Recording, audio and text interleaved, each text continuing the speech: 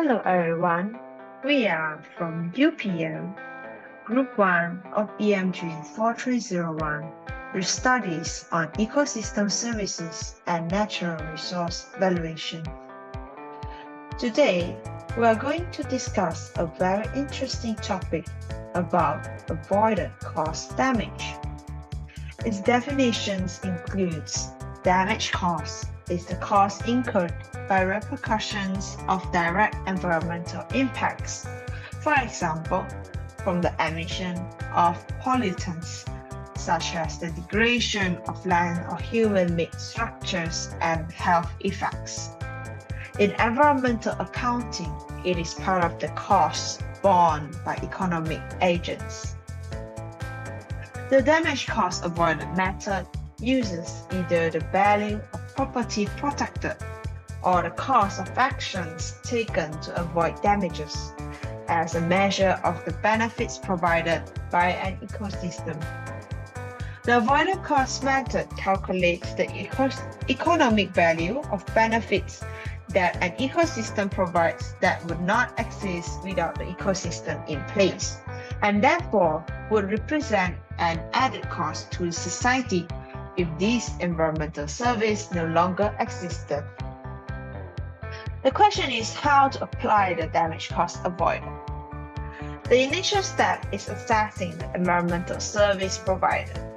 This involves specifying the relevant services, how they are provided, to whom they are provided, and the levels provided. The second step for the damage cost avoidance method is to estimate the potential physical damage to property, either annually or over some discrete time period.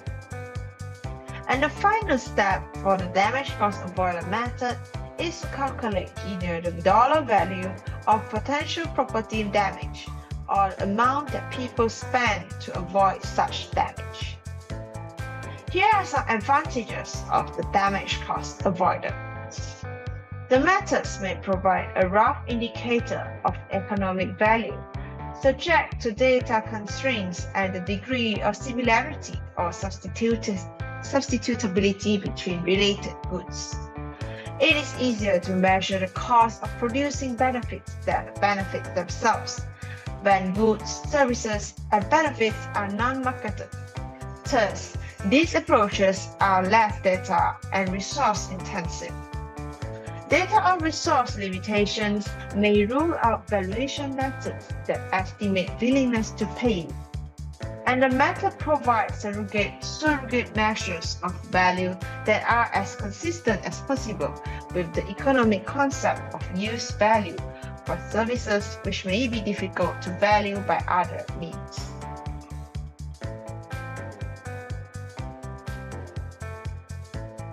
Alright, let's talk about one example at Černý Hon River Basin at Slovakia.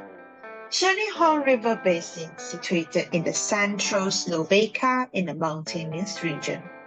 This basin is rather specific, as in the years of 1960 to 2017, 13 floods occurred in various locations.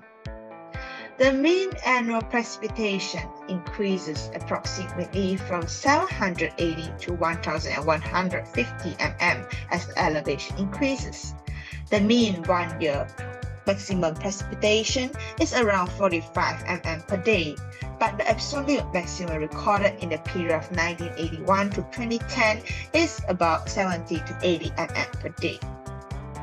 The cost of the flood protection ecosystem service was assessed by the method of non-market monetary value for estimating avoided damage costs of endangered infrastructure and calculated both for the current and hypothetical land use. The result identified areas that are crucial for water retention and also that deserves greater attention in management. Flood Protection Ecosystem Service consists of supply flood volume regulated by vegetation and soils, area of avoided flood damage due to regulation by vegetation or soil, and avoided cost due to loss of property or infrastructure. There are several methods for the monetary valuation of ecosystem services. Most methods apply calculation of replacement costs and avoided damage costs. Other methods evaluate the benefits resulting from the reduced flooding as a consequence of reduced deforestation or an economic valuation of the storage capacity of natural floodplain wetlands, as well as riparian forests protecting nearby areas. The express willingness to pay method was applied to demonstrate how much people are willing to pay for flood risk reduction. The cost damage to the endangered infrastructure was calculated according to the methodology for estimating the cost of flood damage caused by floods by the Water Research Institute of Slovakia. This cost was considered as the total cost for the forest ecosystem service in the whole river basin. Monetary valuation was applied as it is an official recognized method by the national authority. However, flood-related costs also cover prevention costs and emergency costs or other site or society-specific costs that could be applied in the assessments in the future. Let's talk about how to use avoided cost damage to value blue economy. The first example is tourism. According to Malaysia visitor arrivals, it is recorded that there is around 1.2 million people in September 2022, compared with 1.1 million people in the previous month. And with this valuation method, it can help by supporting job and wealth creation, environmental protection, cultural preservation, and poverty mitigation. The second example is fisheries and aquaculture. Marine fishes contribute more than 270 billion annually to the global GDP.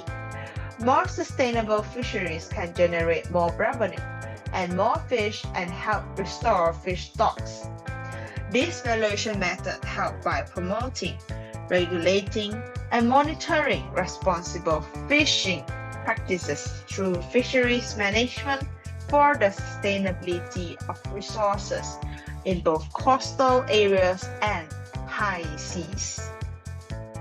The third example will be maritime transport, where over 80% of international goods traded are transported by sea, and the volume of seaborne is expected to double by 2030 and quadruple by 2050. The valuation method helps when a simple one-boat ferry company that moves vehicles and people to a neighboring island will certainly have a different value than a cruise business that has dozens of ships, each carrying thousands of passengers through a range of ports around the world every day.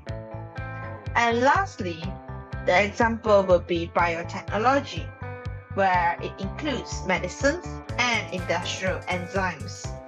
Many medical products come from oceans, including ingredients that help fight infection, cancer, arthritis, heart diseases, and Alzheimer's diseases. Thus with this, we are going to end the video. Hope you enjoy the video and learn something from us. Thank you.